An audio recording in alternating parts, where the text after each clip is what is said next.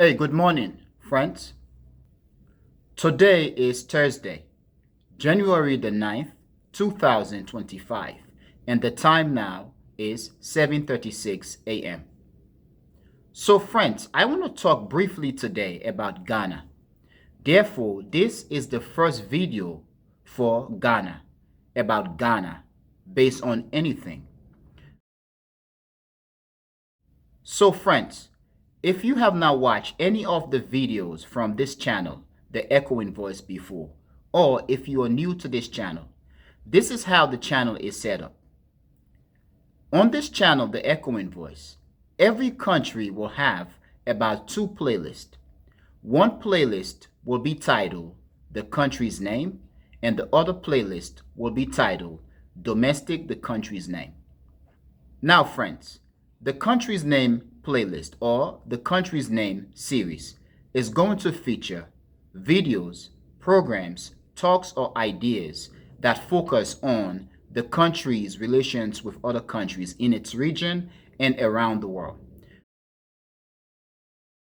The Country's Name playlist or series is going to focus on the country's geopolitical, diplomatic, and other forms of international relations or relationship with other countries and institutions around the world. However, my friends, the Domestic the Country's Name playlist or series is going to feature videos, talks, ideas, or programs that focus specifically on the country's domestic affairs, domestic situations, whether we are talking about employment or unemployment issues, development, infrastructure, education, and so on and so on and so on.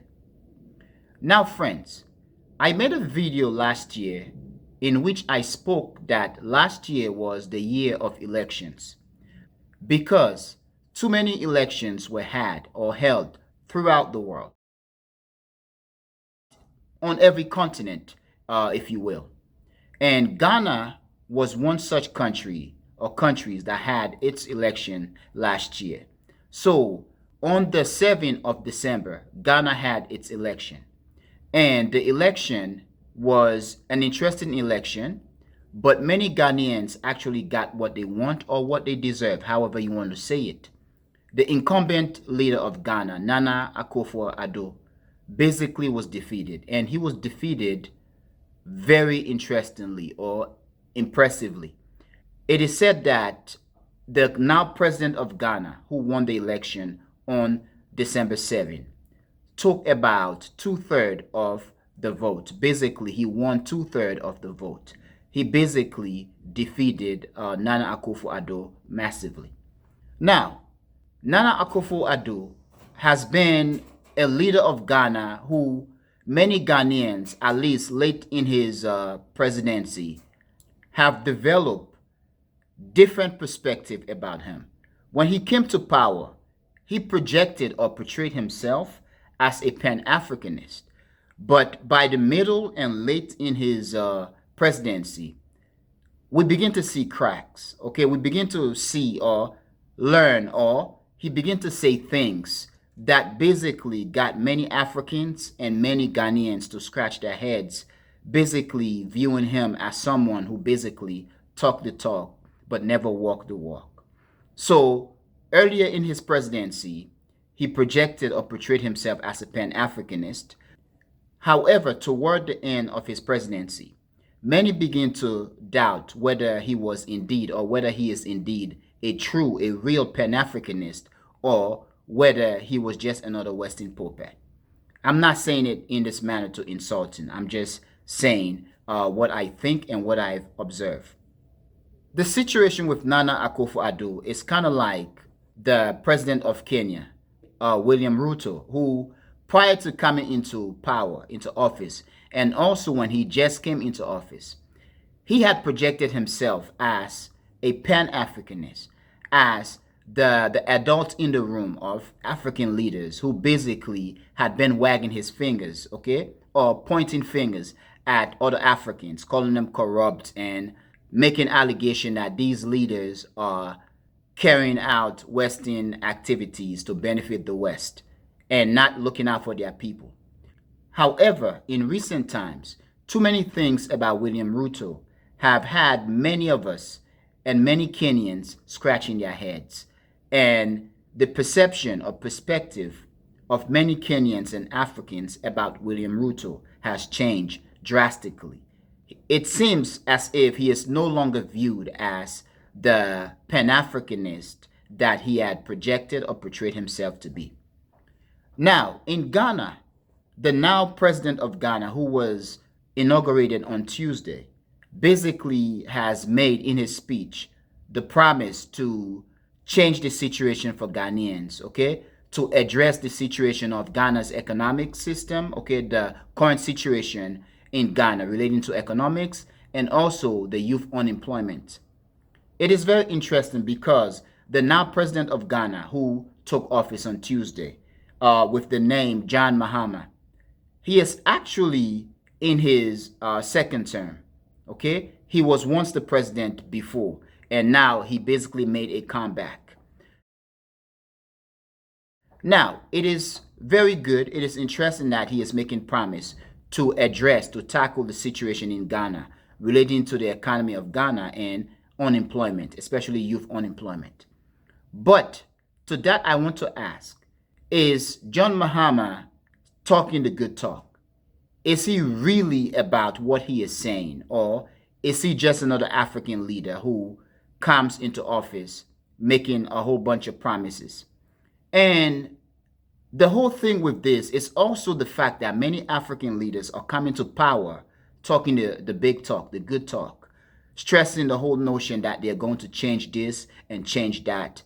However, they are failing every time to acknowledge the fact that Africa does not have an economy that is independent. African economies, or the economy of Africa in general, is beholden to the Western powers, especially the colonial power of the various African regions, territories, or countries.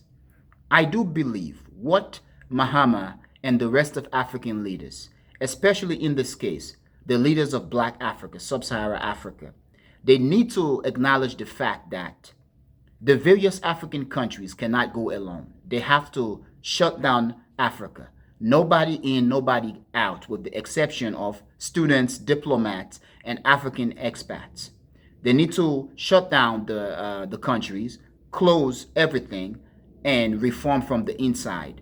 Basically, trying to prevent outside intervention or interference, especially from the West, to disrupt what they want to acknowledge or accomplish.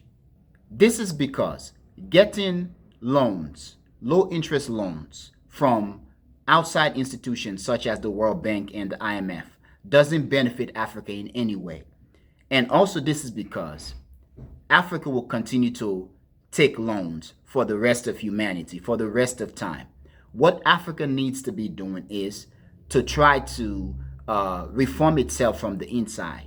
And the best way that I think Africa can do that is to shut itself down from the outside world. Basically, keep foreigners out, keep every influence out, with the exception of African intellectuals and Africans and others around the world who are bringing into Africa ideas that will benefit Africa. But for Mahama, I wish him the best, and I wish the Ghanaian people the best. Ghana has been the beacon of hope, or one of the beacon of hope, or beacons of hope for Africa.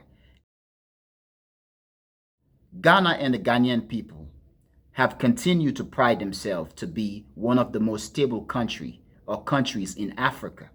And they hold themselves to a higher esteem, and I like that. I love that and appreciate that about Ghana.